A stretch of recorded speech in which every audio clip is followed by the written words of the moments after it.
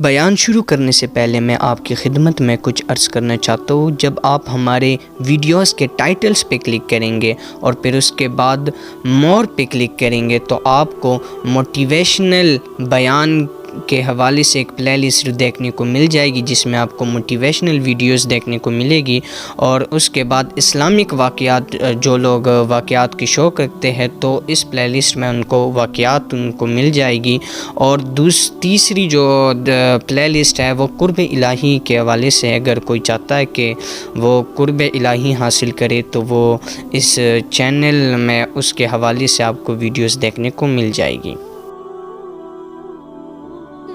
مسلمانوں پہ ظلم ہوا، فلسطین میں آگ لگی اور پورے فلسطین کی گلیاں خون سے بھر گئیں۔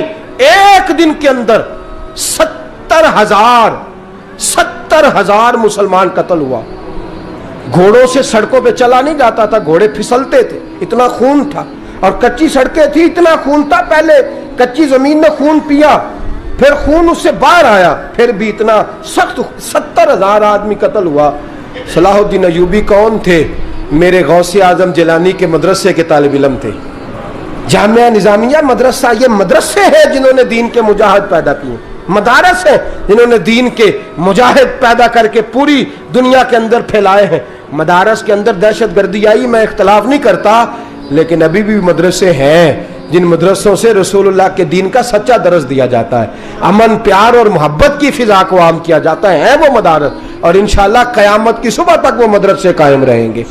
صلاح الدین ایوبی مدرسے کے طالب علم ہے، مدرسے کا، لیکن مدرسہ اس کا تھا جو ساتھ درویش بھی تھا، جو ساتھ اللہ رسول کے احکامات محبت کے ساتھ پھیلانے والے غوث اعظم جیلانی کا مدرسہ تھا۔ اس مدرسے کا پڑھنے والا طالب علم، دیکھیں نا، علم دین شہید کون تھا؟ نعتیں پڑھنے والا تھا نا، ختم دلانے والا تھا۔ عامر چیمہ شہید کون تھا؟ نعتیں پڑھنے والا تھا نا۔ یہ نعتیں وہ چیز ہوتی ہے جو دلوں کے اندر اثر پیدا کر دیتی ہے، جو نبی پاک کی محبت کو پروان چڑھاتی ہے، اور یہی چراغ جلے گا تو روشنی ہوگی۔ صلاح الدین ایوبی اکیلا اپنے دوستوں سے کہنے لگا مسلمانوں کی مدد چند سالوں میں نکلو مدد کریں۔ انہوں نے کہا تیرے نکلنے سے کیا ہوگا؟ کہنے لگا میں نے نہیں نکلنا، میرے اللہ نے میری مدد کرنی ہے، میرے اللہ نے میری اٹھ باندھ کمر، کیا ڈرتا ہے پھر دیکھ خدا کیا کرتا ہے، اور میں مجھے نکلنے دے، اللہ میری مدد کرے گا۔ تھوڑا تھوڑا کر کے فوج جمع کی، کوشش کی۔ چند سالوں کے بعد اسی جگہ جہاں مسلمانوں کا خون بہا تھا، اللہ نے اسلام کا جھنڈا پھر سے بلند کر دیا۔ صلاح الدین ایوبی فاتح بن کے مسجد اقصیٰ کے دروازے پہ کھڑا ہے۔ چند سال گزرے، عیسائیوں کو اپنا وہ ظلم ابھی یاد ہے، اور عیسائی سارے لیڈر کہتے ہیں تیاری کر لو، اب ہمارے بچے کاٹے جائیں گے، عورتیں بیوہ ہوں گی، گردنیں کٹیں گی، اب دیکھنا جتنا خون ہم نے بہایا تھا مسلمان اس سے دگنا بہائیں گے۔ صلاح الدین ایوبی گھوڑے پہ کھڑے ہیں اور پوچھتے ہیں او عیسائیوں بتاؤ تمہارے ساتھ کیا کروں؟ گردنیں جھک گئیں، جواب کوئی بھی نہیں۔ کہا تم نے 70,000 مسلمان ایک دن میں مارا تھا، بولو تمہارے ساتھ کیا کروں؟ تم نے ایک دن میں مسلمان یوں کاٹے جیسے گاجر مولی کاٹی جاتی ہے، بولو کیا کروں؟ عیسائی کہنے لگے ہمیں اپنے ظلم یاد ہیں، تشدد یاد ہے، بربریت یاد ہے، تو بہتر جانتا ہے تو نے کیا کرنا ہے۔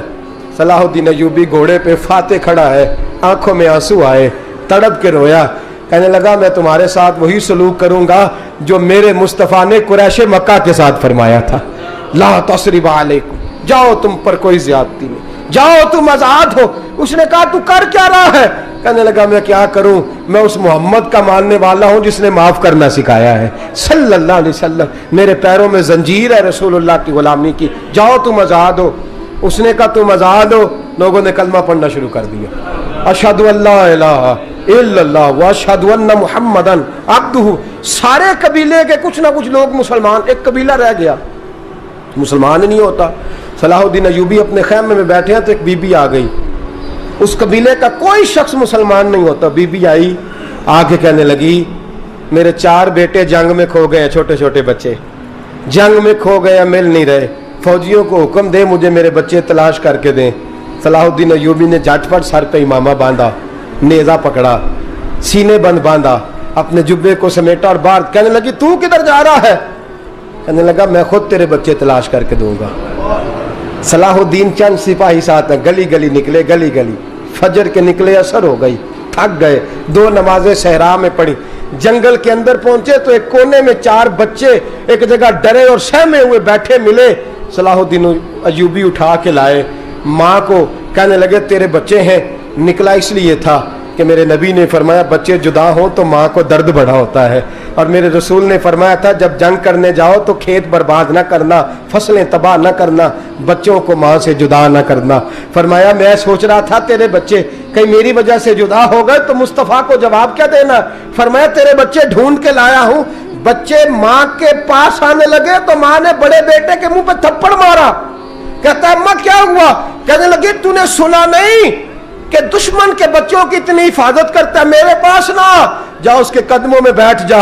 जिस नबी के गुलाम इतने सच्चे हैं वो नबी कितना सच्चा होगा, जिस नबी के नौकर इतने खरे हैं वो नबी कितना खरा होगा। जाके कलमा पढ़ ले मेरे दोस्त, ये इस्लाम है, इसने गैरों का दर्द भी अपने सीने में रखा है।